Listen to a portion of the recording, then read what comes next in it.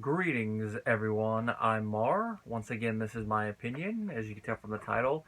It is another Blu-ray review. Been a while since I've done one of these, since before I worked at the casino, if I'm remembering right. And funny enough, one of the last things I recorded before I got the job offer was one of these things. I was actually in the middle of doing research.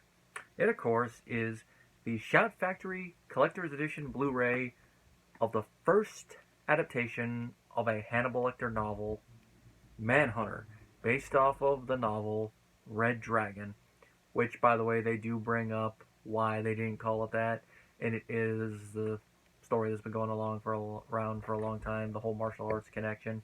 They don't mention the previous one with Dragon being a flop. They just mentioned, we didn't want people to think it was a martial arts movie, which a Hannibal Lecter martial arts movie, that sounds like it'd be interesting. You must defeat me, Clarice. Like most of the Shout Factory Collector's Edition, it has that double-sided cover. Here we have the redone one that they did. And then on the inside, we have the original poster. It's a good poster, but like most of the Shout Factory releases, especially the earlier ones, I prefer the newer one. I think I have the poster somewhere. I just don't remember where. I just love this one. We see Will, we see Dollarhide, with how he looks the first time we see him with that pantyhose on him. And of course, Lecter in the background, a house, and FBI, so it represents everything. The only main character that's not on there is Dennis Farina, which of course, some of my fellow friends would be like getting mid-2000s Unsolved Mystery flashbacks here. This is a 2-disc set, and the main reason for that is there are 2 versions of the film. We have the standard theatrical cut, which that disc is still on the PlayStation, or else I'd show you. But on the second disc, in addition to a couple other special features, we have a director's cut of the film. Now, I don't know if it's a director's cut because this was the cut that my man preferred before they did the theatrical one, which is something that's mentioned on one of the other features makes me question if that's the case, or if it's for marketing. That's probably my better guess based on that other fact, but could be a little bit of both. Now, it's only 4 minutes longer, which is not that big, but then again, the director's cut of Aliens is actually shorter than the theatrical cut, so that's not always the case with it being a lot longer. These changes mainly extend certain scenes, certain moments. Like the first one I noticed was in the scene where Will and Hannibal first come face to face with each other after their last meeting almost ended in disaster. There's just a little bit of extended dialogue when Will mentions the term layman. Later on, when Will has his epiphany about how Dollarhide is selecting his victims, there's extended dialogue where you really see him going over the process more. Or like a slow thing to it, cuts to Crawford as he's watching him, and you can tell he's like, oh, this is good, he's getting into it. Which I think that really does help that scene a bit more. I mean, it does go along a little bit slower at that moment, but you can definitely see the wheels turning in Will's head more as it pieces it together, which fits with how we've seen Will get into the mind of Dollarhide throughout the film. And the way you can tell where the new bits of footage come in is that it goes from HD, like the rest of the film, to standard. It's kind of like watching the original version of Exorcist 3, where the film quality changes, but that one's a lot worse because that's VHS quality, whereas this, it's standard, and you definitely know it, especially when you're watching it on a PlayStation 4 on a smart TV. If you're watching it on a 4K TV, you'll probably notice it a lot more. And the director's cut is the version of the film that Michael Mann has his commentary on, which it's not my favorite commentary I've heard. You can tell he is enthusiastic about the film and the filmmaking process, but there are parts where there are stretches where he's not talking, so you're just hearing the film. All of a sudden the film volume lowers a bit and you hear him start talking again. So I don't know if he just watched parts of the film and talked over it, if he gave like a brief interview and they decided to do it as a commentary. It's weird. I'll say that other commentaries on other films and even other Shout Factory releases are better, like the commentary John Carpenter and Roddy Piper did for They Live is definitely better than that one, because that one actually feels like you're watching the film along with them, whereas this one, it feels like someone doing a lecture while film's playing in the background and they're not even addressing bits and pieces. Or at least that's how it came off to me. After the commentary, we have a bunch of interviews. I'm going to start, weird enough, with the ones that are on disc 2, because there's only a couple of them. And if you guys see me look down on that, I am checking my notes because there is some things on here I gotta mention. With disc 2, we have Inside Manhunter, which seems to be an older making of documentary.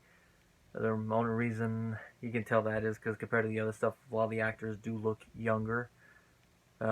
With Brian Cox, he still looks a little aged, but not as much as in the other one. So I'd say it looks like made late 90s, early 2000s, probably mid 2000s as well.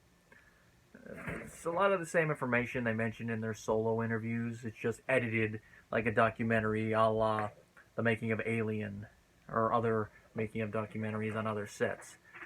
But it only goes about 10-15 minutes, so it's not a long one.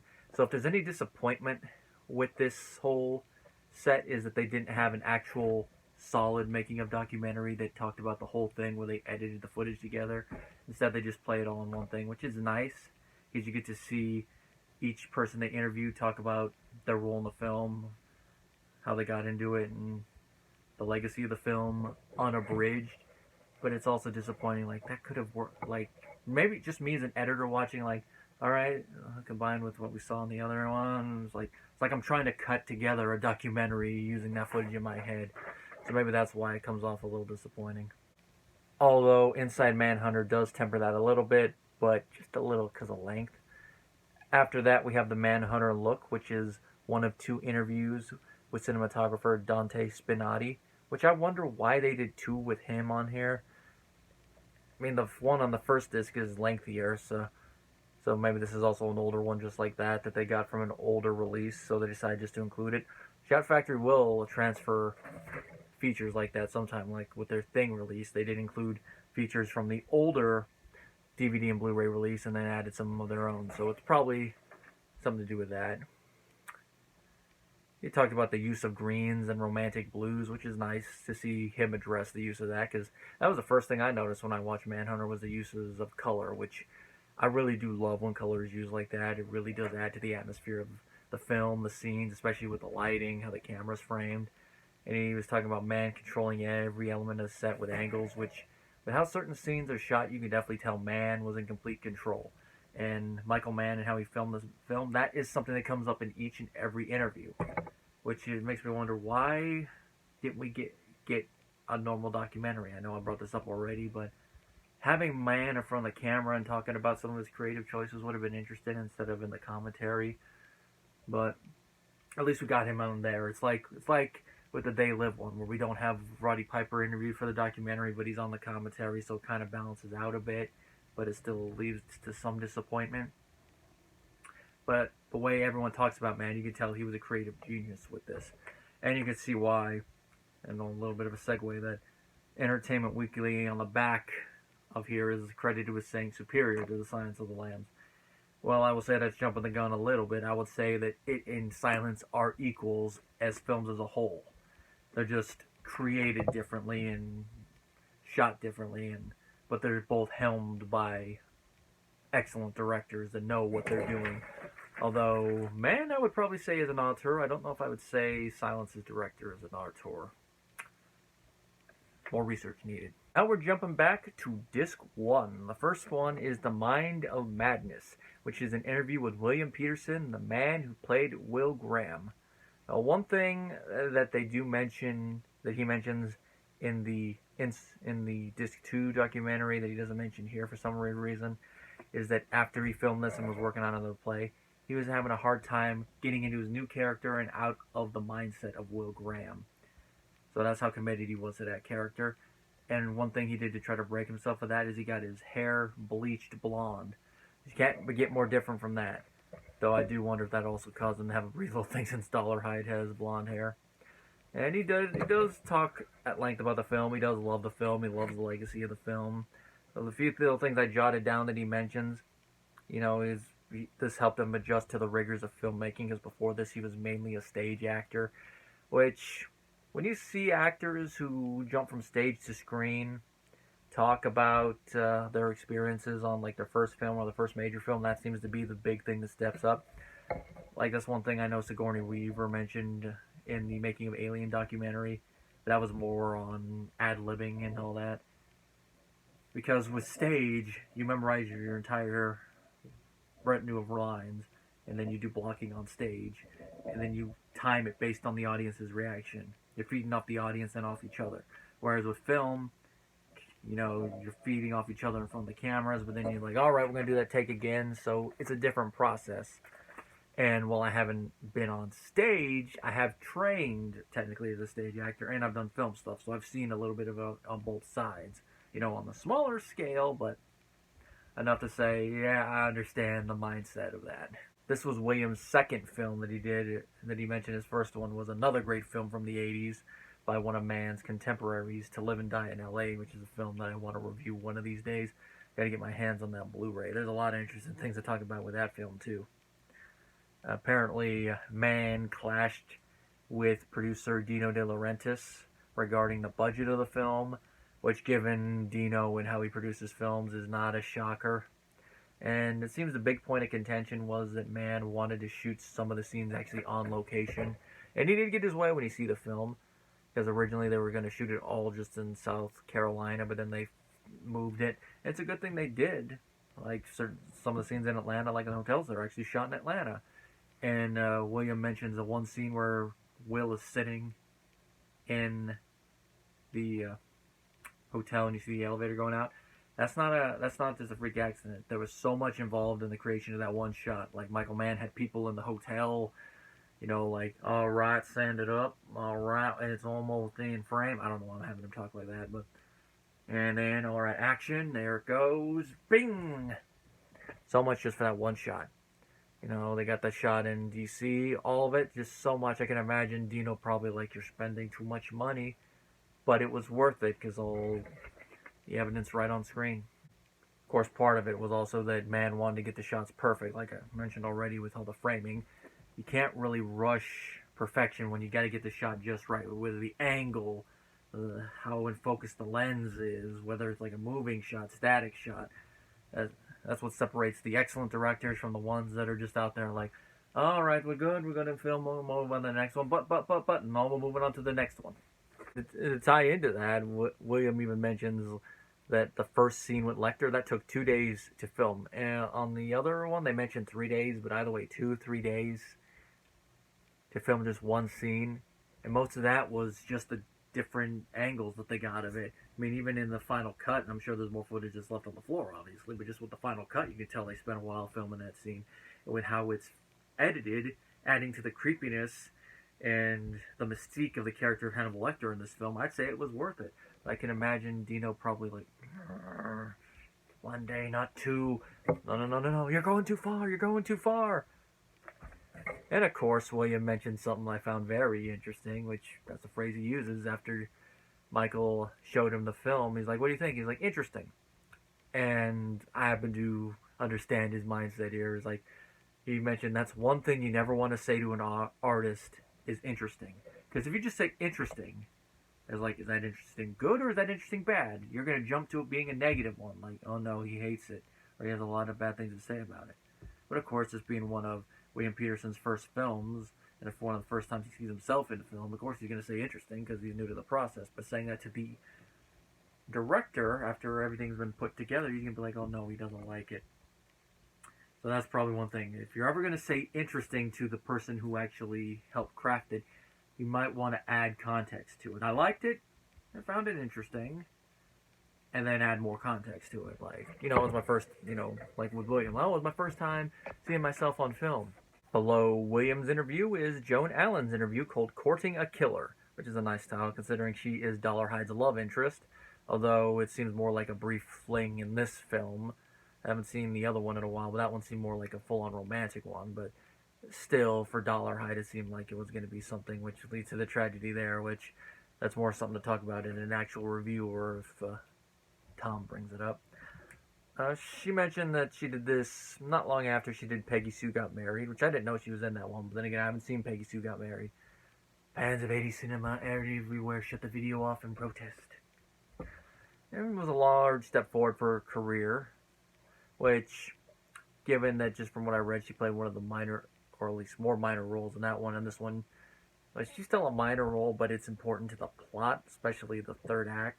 I definitely see that, especially since she's playing a character who's blind, which she mentioned that, You know, she went to a school for the blind. She walked around with someone that was blind, wearing something over her eyes to get the feel for it. And just in the body language, in the scenes where she's supposed to obviously be acting blind, like walking around, not being able to see stuff, she sells it pretty well. And they mentioned that acting blind is one of the hardest things, and that's because if you're actually looking, you have to act like, alright, I'm supposed to bump into that wall. You got to act like you don't see it coming, and you got to really sell with your body language, including your subtle body language. And then other things where you're supposed to not know you're blind, but you're supposed to still be acting blind. You got to add other little subtleties. Joan brings up another thing that is another recurring motif that goes hand in hand with Mann being a great director, and that is they worked long hours on this film.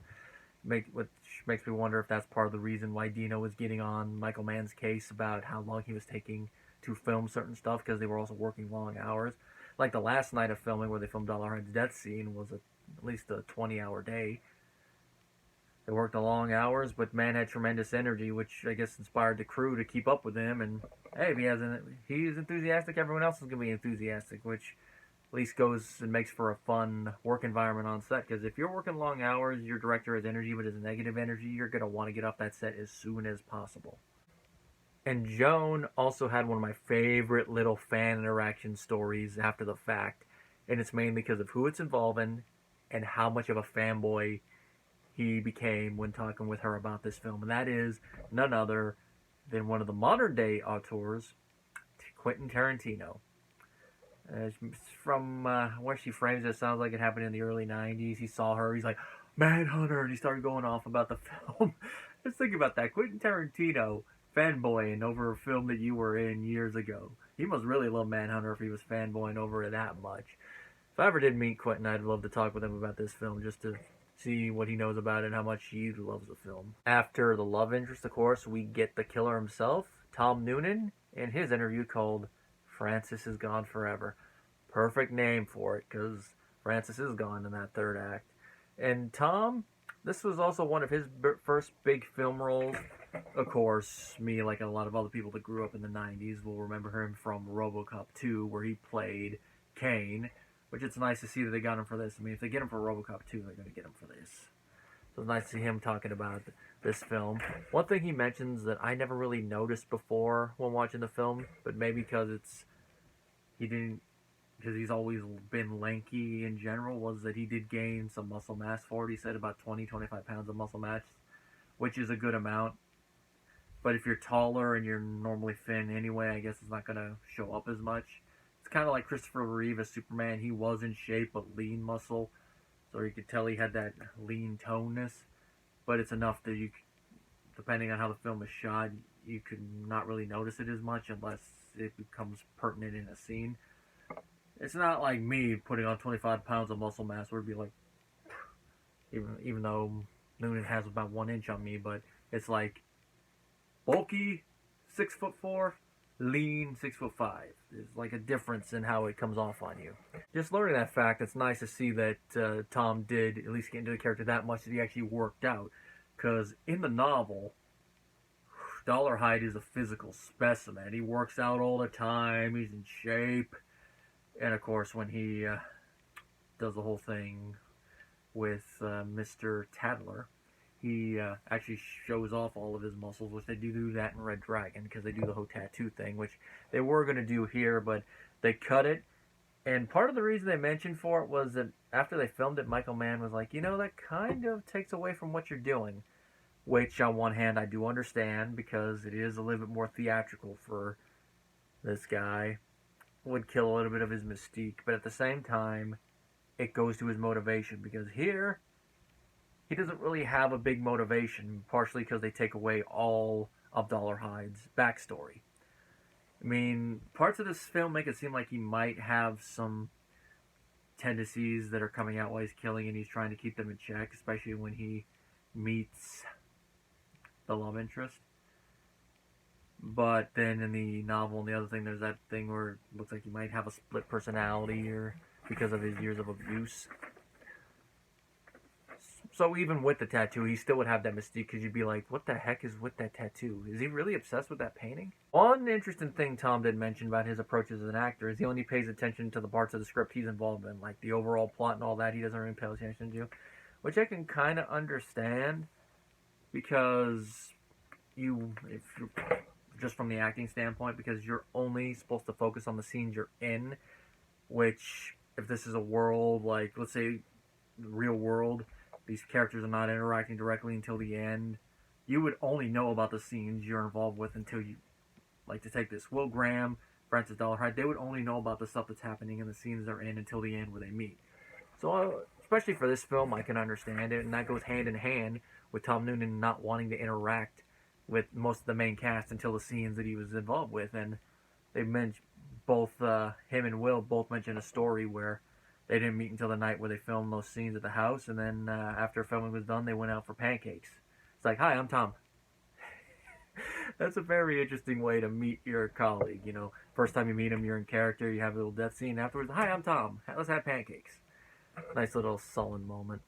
But also from getting into character standpoint, it's smart on Tom's part. I mean, he's not being a jerk on set to them, but he just doesn't want to hang around with them.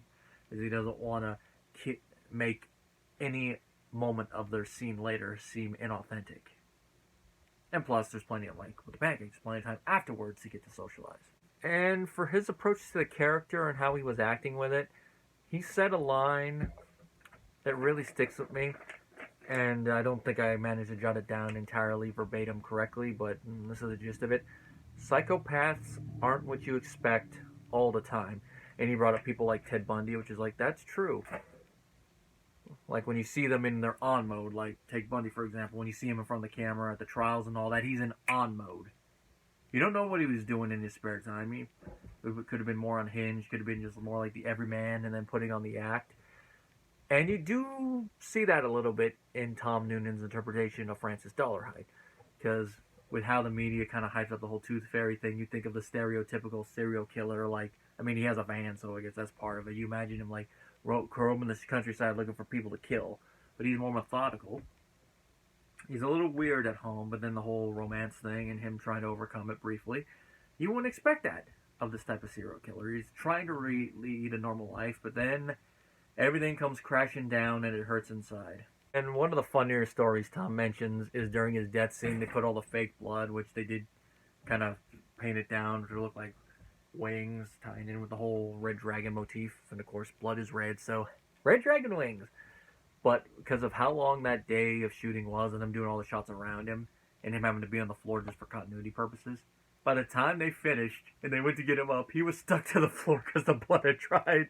And it took him a while to get him up using warm water, pulling the fabric of the shirt. I remember Tom there being like, oh God, how long is this going to take? Ha ha ha, guys, very funny. Somebody put contact cement in this fake blood. Now, some of you might be going, why did the fake blood stick to the floor? Because this was fake blood made with Caro syrup. That normally clear syrup you could put on pancakes. You can use it for fake blood. I mean, if you've seen Scream, you know that. Corn syrup. But they use for pig's blood and carry. After that was The Eye of the Storm, which is the other interview with Dante. It's a lot longer. It's good like the other one. He goes into more detail about setting up all the individual shots, how they working with Michael Mann, get the lighting right. So it's more or less the same stuff in the other interview, just in a lot more detail. And it's nice to hear Dante talking about it. You know, hearing the masterwork. After that, we got the music of Manhunter, which is a talk with Michael Rubini, Rick Schaefer, and all the other band members that contributed songs to the film, working on both the musical score. They mentioned that it wasn't like they'd have the film playing up there and then set it to that, where they would write the music ahead of time. Man would be like, all right, I like that, like the love theme, like okay, that's good. Now here's what I want: a rock version of it, I want a blues version of it, I want a piano version of it.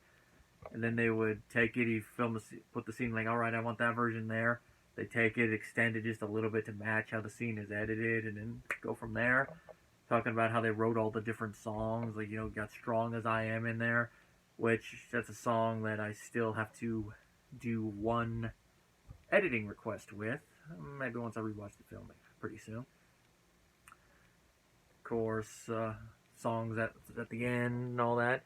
The only one that they never mentioned was the use of Inagata Vita. Everyone else uses that, how that's a good song, which, of course, that ties in with Dollarhide and his whole thing about, you know, feeling slighted, even though it was all in his mind. After that, we have my favorite of the long-form interviews, which, of course, is the one where I was watching, like, I mean, I like watching it like this, but it's like a lot of this could have been used for a documentary, which of course is the first Lector, the interview with Brian Cox. Of course, he tells the same story, how he based part of his performance on Peter Manuel, but he also brought up Ted Bundy as well, mainly to charisma. And in a lot of his scenes, you can kind of tell that, along with the fact that Michael Mann told him to play the character like a public schoolboy, which of course he based in turn on his oldest son, which was the only public schoolboy he knew. Which in that first scene you also get that as well, mainly in like when he starts talking like, then by implication you must be smarter than me because you caught me, because of how he plays that line off. You're like, oh, this man is smart, but he is rude. Not really rude, but arrogant, probably a better way, and not so outwardly arrogant, but overconfidently arrogant would probably be the best way to say it, because he hates rudeness and discourtesy. So it's a type of arrogant, but you could also say, oh, Lecter's a hypocrite. There's a lot of stuff Brian goes over. Like, he mentions other actors that were considered for the role before him. There's Brian Dennehy, Mandy Patinkin, and John Lithgow. Lithgow, maybe if he channeled some of his cliffhanger character in there, I can see him doing it. Dennehy, definitely I can see doing it. Mandy, it's a bit hard to picture him there, but I could see him doing it. But in retrospect, it'd be a little weird, and he probably wouldn't have talked about this thing because of the whole violence thing. But that whole thing seemed to be more about violence in television, not violence in film. Which is like, you're still filming something. Does it matter whether it's going on TV or in film? Well, I guess if it's on TV, it's that whole think about the children vibe that some adults have. It's like, if they're mainly going to show it after 8, does it really matter? At that point, for kids who are watching it, that's on you, not on the networks. With Lecter, he also mentioned something I've already brought up both with Dollarhide and with the character Hannibal earlier, and that's the mystique, which is why he's glad that Michael Mann didn't add any scenes. Which, if there's anything that the second film does kind of kill a little bit, is Hannibal's mystique. But I think the part of the reason they did that is since that one was filmed as a prequel to the previous 2 films they did with Anthony Hopkins, you can afford to kill a little bit of the mystique, because you already know about him. The only film there where he really has a lot of mystique is Silence of the Lambs, and that's because if you're watching the films as they come out, you go from seeing this film to seeing that film, so you know about Hannibal. And if you read the books, you definitely know about Hannibal. So you can still have the mystique at first, the build up to his escape in a great way. Then the next ones he's out in the open, so you can film the scenes in certain ways. But when you go back to film the first story again, you can afford to add more scenes to them. But I definitely prefer the less is more approach, and then maybe talking around him. Just from some of the scenes, the only one where I'll say the Red Dragon did better is where they're trying to go around with the toilet paper letter, because I do like the scenes of Hannibal and his restraints, like looking around and being like, what's going on? Or maybe he's starting to suspect something. Maybe it's because of how Anthony sells that with no dialogue, just moving of his eyes and all that. Because he has those type of eyes that could just look into your soul.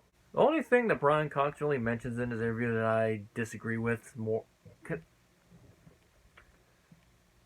Brian does mention that the music dates the film a little bit, which, yeah, it does date it to the 80s, but it was made in the 80s, and I actually do like that whole thing of using, like, songs written for the film to underscore what's going on in the scene. I mean, some people might say that instrumental score would be better, but I do like watching it, like Strong As I Am in the scene where Dollarhide starts flipping his shit.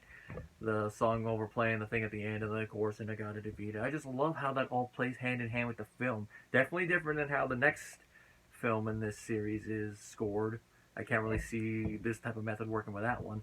But with this one, especially with Michael Mann's filming style, I think it complements it and goes hand in hand. And if it dates it, I don't think it dates the film in a negative way. Unless you're one of those ones that doesn't like the use of music like that, but that's more a personal preference. But again, this is also a personal preference. All in all, the Shout Factory Blu-ray release of Manhunter is excellent. There's a couple little things I'm like, alright, they could have done that a little bit better. It could have been a documentary then. And I do disagree with a couple things that are said by the people, but all in all, it's nice to hear, the main actors talk nice about the film, talk about all their experiences on the film and share some interesting stories. Nice to see an alternate cut of the film. It would be nice to see actually full-on deleted scenes, if there are any, so that kind of goes into the negative category, but I haven't really heard anything about there being deleted full scenes. Snippets don't count. Those aren't full scenes. And I believe this is one of the ones that's going out of print soon. I'd have to look at the full list. So if you haven't gotten it, you probably should get it pretty soon. If not, this probably will be one of those ones that goes up in price. I'll have to hide it. Don't want people jumping through my window like Will.